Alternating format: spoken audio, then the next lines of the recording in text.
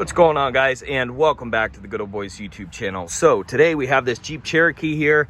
It's got a little bit of a death wobble issue between 50 and 60 miles an hour, and today we're going to be fixing that. So I'm just going to get right to the point. We have no issues up front. Every single last ball joint, track bar, and steering part is tight, rock solid, all brand new stuff. Still getting death wobble. So this video is for you guys that have all that stuff done and you don't know where else to turn. What we're gonna do to try and fix this issue is we're gonna take the kingpin angle and we're gonna take it and tip it back just a couple more degrees than it should already be tipped back. So at this point, you guys may be thinking, what is kingpin? And to kind of understand or grasp the concept of this video, we have to ask, what is kingpin? So real quick, I got a little bit of a visual for you guys. This truck is going to be representing the Jeep, and just like the Jeep, this has a solid axle. And also, just like the Jeep, this has a kingpin. And what kingpin is an imaginary line that goes through the upper and lower ball joint of your axle. So you can imagine this represents the front axle of the Jeep. You can see where the pinion and yoke come out, and that's going to go back to your transfer case. So with your axle up under your Jeep, again, kingpin is an imaginary line, in this case, this green line that you guys are seeing, that goes through the center of the upper and lower ball joint. So what we're going to be doing today is adjusting the kingpin angle back. And what that's going to do is give us positive caster. So here's where caster comes into play here. Caster is a measurement in degrees of the kingpin angle relative to an imaginary vertical line. So hopefully you guys are kind of following all this. All it means is we're taking the front axle and tipping it back a little bit further. From the factory, your Jeep or your typical truck is going to come with 1 to 3 degrees of positive caster. Now, over time, an old Jeep or an old truck can start to relax, and you can start to see less and less positive camber. And in fact, you can get 0 or even negative caster, and this is when death wobble starts to happen. So today, what we're going to be doing is taking that 1 to 3 degrees, and we're going to make it greater than what it was from the factory. So effectively, again, to solve our death wobble issue, all we're doing is creating more positive caster, and this should fix our death wobble issue. So let's get into the video, and I'm going to show you guys how we're going to achieve this. So what this is going to do is it's going to allow for more stability at higher speeds, and it should get rid of the death wobble issue. We got a set of adjustable lower arms, $120 for both sides. We got the other one in the box over there. I want to show you guys what we have going on here. Adjustable arm, got a bolt through here. This obviously is the factory arm. With these two ends matched up, come down here, and I have this adjusted to about where I want it. So the center of the factory hole is right here. Now the center of the new arm I have adjusted to be about ½ an inch farther out. So this should take care of our death wobble issue. Now I'm not gonna hold my breath because I've seen funnier things happen, but this should take care of it. Quick little tip for you guys, and I wanted to give you a little visual on the tip. So I've got a little trick for you guys here. And you have to be careful, of course, with this, but you can see I've got a jack and a lever, and really we're not really putting a whole bunch of pressure on this. I mean, I can lift this up, you know, no problem, but I did want to show you guys what we're doing here. And that kingpin angle we're talking about is measured off the top and bottom ball joint. That's basically your kingpin angle. So when this goes up, I'm going to set it back down and watch what happens when I push up on this. The whole thing rotates up.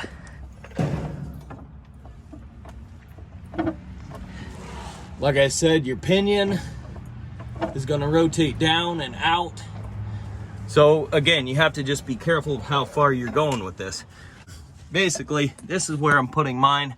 like I said, it shouldn't take a whole lot of pressure to do this. So if you're having a bunch of trouble, you need to go back and make sure everything is taken apart. So right now I have both lower arms off of here, right? So that's why the whole axle will twist like that. So this only needs to go up a little ways. So I'm gonna take my jack here and slide it over. If you're doing this by yourself, this is how you're gonna wanna do it. We're just gonna jack it up a little bit. Okay, now we go up under here and have the back bolt in, and then we just have to put this front bolt in here basically. I can tell, you guys can't really see. Here, maybe I'll get you a better angle. You can see it's not quite exactly lined up.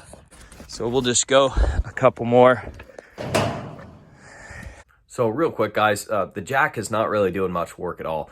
If I had a second person, they could have easily held the pry bar where it needed to be. And all we're trying to achieve here is to get the axle rotated into the correct position until I can get the bolt through the lower control arm.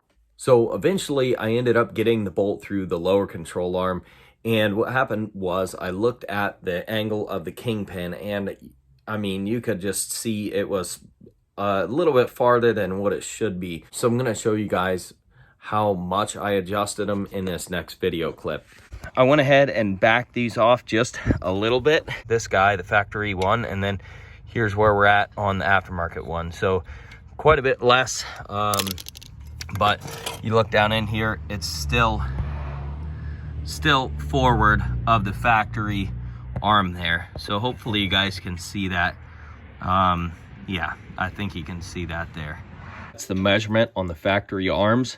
I realize that not everybody is starting out with the factory arms. Some of you guys may already have aftermarket lower control arms, and they may just be adjusted improperly.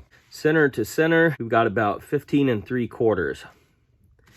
Okay, for those of you guys that want a more precise measurement, I'm gonna set the end of the hole at exactly 2 over here, and then over here it's looking like 18 5/16. Another couple pro tips here for you. So obviously this stuff is aftermarket. It's not going to last forever.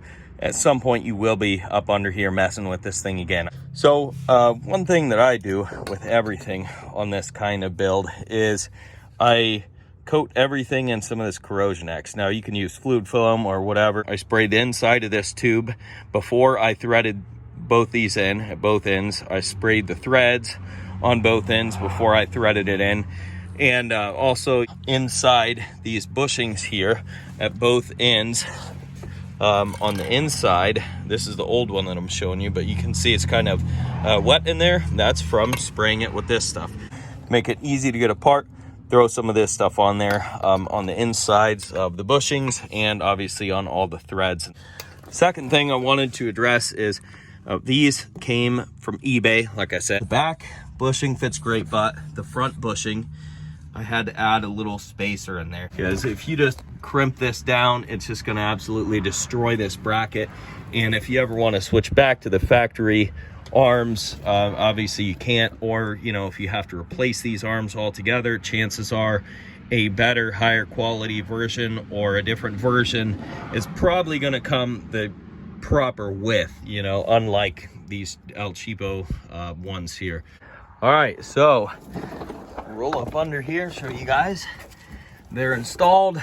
All 4 nuts are tightened down, then all the bolts are tightened down all the way around. So it's time to take it for a little test drive. All right guys, so here we are headed down the road. Nice country road that's bumpy. Watch the steering wheel and kind of watch the speedometer there.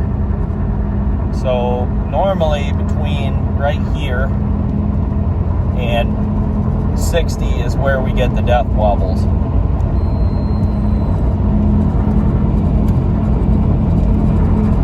So right now we're doing just fine. Going down the road, no death wobble. It's looking like we fixed the problem. So, I mean, of course, the only way to really tell if the problem is fixed is to drive the Jeep for a while and just make sure it's fixed. But I can already tell you right now, I'm pretty confident, like 99% confident that this thing is fixed. And the other thing is, I'm going to hit the brakes here. The brakes aren't the best. They pulse a little bit. No problem at all. No problem at all. So we got a little bit of an update on the lower control arms that we put on the Jeep. As you guys can see, they're still up under there. They're doing great.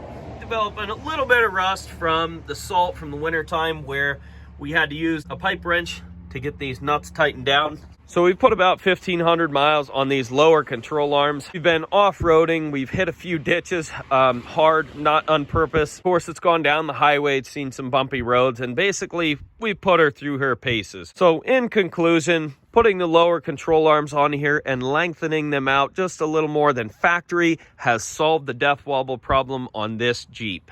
So guys, sometimes it's just as simple as that. Quick little recap here.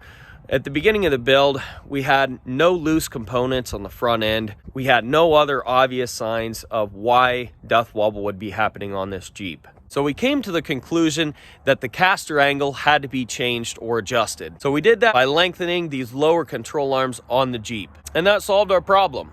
All right, guys, so that's going to be it for this video. I want to thank you for watching. If you liked the video, don't forget to rate, comment, and subscribe, and check out that description box below. We're going to have tons of other videos like this linked down there, and we'll catch you guys on the next video. Peace. Woo!